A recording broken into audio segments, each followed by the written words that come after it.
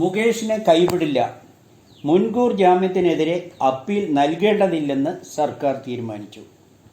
നടിയെ പീഡിപ്പിച്ച കേസിൽ മുകേഷ് MLAയ്ക്ക് വീണ്ടും സംരക്ഷണം ഒരുക്കി സർക്കാർ മുകേഷിന് മുൻകൂർ ജാമ്യം അനുവദിച്ചതിനെതിരെ അപ്പീൽ നൽകുന്ന കാര്യം പുനഃപരിശോധിച്ച് നൽകേണ്ടതില്ലെന്ന് തീരുമാനിച്ചു. രാജിയും വേണ്ടെന്നും നേരത്തെ തന്നെ CPM വ്യക്തമാക്കിയതുമാണ്.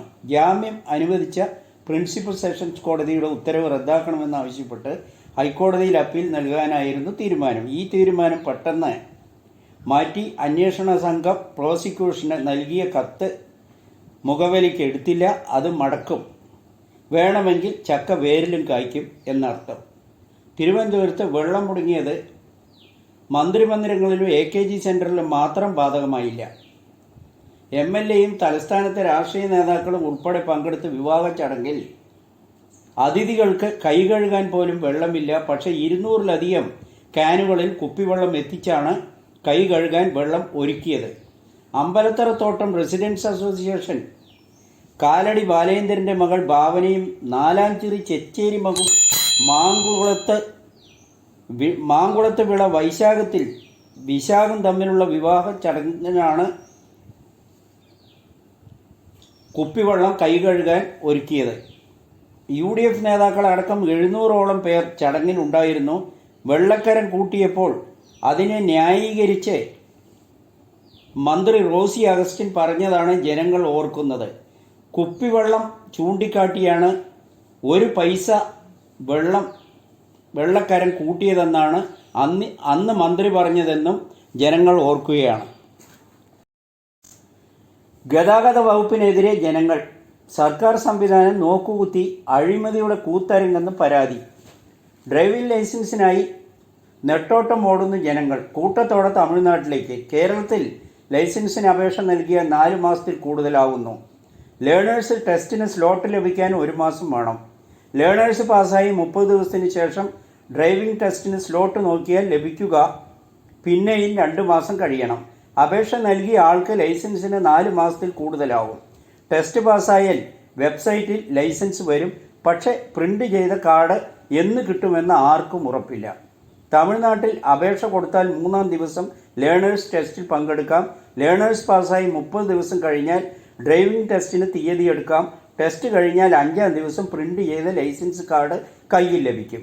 വേഗത്തിൽ ലൈസൻസ് ലഭിക്കാൻ അതിർത്തി കടന്നാൽ മതി. ഇതുപോലെ എത്രയെത്ര പ്രശ്നങ്ങൾ ഗതാഗത വകുപ്പിൽ പ്രശ്നമായി മാറിയിരിക്കുന്നുവെന്ന് ജനങ്ങൾ പരാതിപ്പെടുന്നു. പുതിയ മന്ത്രി വന്നപ്പോൾ എല്ലാം താറുമാറായി. കൈക്കൂലി കൊടുക്കാത്തവർക്ക് എല്ലാം കിട്ടാക്കനിയാകും. ഏജന്റ് വഴി പോയാൽ എല്ലാം സൂപ്പർ ഫാസ്റ്റ്. ഏജന്റ് വഴി പോയാൽ സ്വർഗമാകാം. നേരെ വഴി പോയാൽ നരകത്തിലേക്ക് പോകാം. അതാണ് അനുഭവം.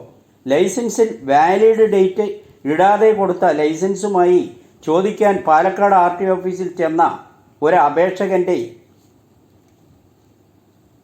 സങ്കടം പറയുകയാണ്. ബന്ധപ്പെട്ട ഉദ്യോഗസ്ഥയെ കണ്ട് വാലിഡ് ഡേറ്റ് ഇതിൽ മെൻഷൻ ചെയ്തിട്ടില്ല എന്ന് പറഞ്ഞപ്പോൾ ഭീഷണിയും ആട്ടും തുപ്പുമാണ് അനുഭവമെന്നാണ് ആ അപേക്ഷകൻ പറയുന്നത്. ഇത്രയും മോശമായ അവസ്ഥ മറ്റൊരു സംസ്ഥാനം ഇല്ലെന്നാണ് ജനങ്ങൾ പരാതിപ്പെടുന്നത്. അജിത് കുമാറിനെ മാറ്റും എന്നറിയുന്നു. സംരക്ഷണം വേണ്ടെന്ന് CPM. ADGP വിവാദങ്ങൾക്കൊടുവിൽ ADGPക്കെതിരെ നടപടിക്ക് സർക്കാർ RSS നേതാക്കളുമായി കൂടിക്കാഴ്ച നടത്തിയതിൻ്റെ പാപഭാരം ചുമക്കേണ്ടതില്ലെന്ന് CPM നേതൃത്വം നിലപാട് സ്വീകരിച്ചതോടെയാണ് വിശ്വസ്തനെ കൈവിട്ട് സർക്കാരിൻ്റെ മുഖം രക്ഷിക്കാൻ മുഖ്യമന്ത്രി പിണറായി വിജയൻ തയ്യാറായത്. വൈകാതെ അജിത് കുമാറിനെ ക്രമസമാധാന ചുമതലയിൽ നിന്ന് ഒഴിവാക്കി അജിത് കുമാർ ലീവ് കഴിഞ്ഞ് വരുമ്പോൾ പുതിയ സ്ഥാനം ഏൽക്കുന്ന വിധത്തിലുള്ള ക്രമീകരണങ്ങൾ ഉണ്ടാവും. CPM സൈബറിടത്തിൽ മുനവെച്ച വാക്കുകൾ മുഖ്യമന്ത്രിക്കെതിരെ വന്നു തുടങ്ങിയിരിക്കുന്നു. മുൻകാലങ്ങളിലെ പോലെ മുഖ്യമന്ത്രിക്ക് കവചമൊരുക്കാൻ നേതാക്കൾ തയ്യാറായി രംഗത്ത് വരുന്നില്ല. EPയും വിദ്വേഷത്തിലാണ്. സാഹചര്യം അനുകൂലമല്ല എന്ന് മനസ്സിലാക്കിയാണ് ADGPയെ മാറ്റാൻ തീരുമാനിച്ചത്. പക്ഷേ P. ശശിക്കെതിരെ നടപടി ഉണ്ടാകില്ല.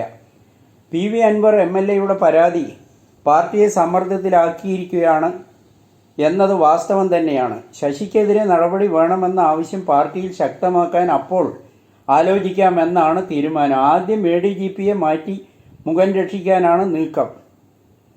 പ്രധാന ഘടകകക്ഷിയിൽ നിന്നും CPM ചില നേതാക്കളിൽ നിന്നും സമ്മർദ്ദമുണ്ടായതിനാൽ സർക്കാരിനെ വഴങ്ങേണ്ടി വന്നു എന്ന് വേണം കരുതാൻ. തൃണമൂൽ MP രാജിവെച്ചു. അഴിമതി വർദ്ധിച്ചതിലും പ്രക്ഷോഭം കൈകാര്യം ചെയ്ത രീതിയിലും പ്രതിഷേധിച്ചാണ് രാജി. RG കർ മെഡിക്കൽ കോളേജിൽ വിഷയത്തിൽ നടക്കുന്ന പ്രക്ഷോഭത്തെ കൈകാര്യം ചെയ്ത രീതി ശരിയായില്ല. ബംഗാളിൽ വർദ്ധിച്ചു വരുന്ന അഴിമതിയിലും പ്രതിഷേധിച്ചാണ് തൃണമൂൽ കോൺഗ്രസ് MP ജവാഹർ സർക്കാർ രാജ്യസഭയിൽ നിന്ന് രാജിവെച്ചത്.